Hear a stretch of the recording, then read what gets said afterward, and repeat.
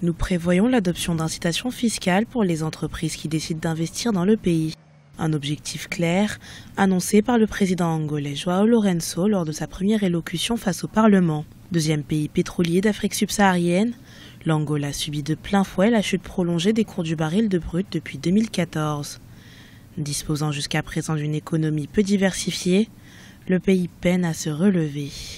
Le président João Lourenço compte sur la diaspora qui regorge en son sein des cadres qui pourront apporter leurs expertises et leur champ d'application et des compétences que nous allons ouvrir nos entreprises à la modernité et à la mondialisation. En incitant les entreprises étrangères à investir dans son pays, le président angolais prévoit pour cette année une croissance à plus de 2,1%, alors qu'en 2016, cette dernière était tombée à 1,1%. Autre objectif du président Lourenço, réduire l'inflation à 22,9% cette année, contre 42% en 2016.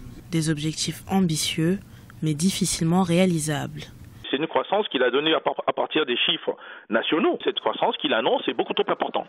Depuis presque 5-6 ans, on assiste à une chute régulière, depuis 2013, de cette croissance dans ce pays. Le programme que souhaite le nouveau président ne pourra réussir que, je pense, sur 2 mandats.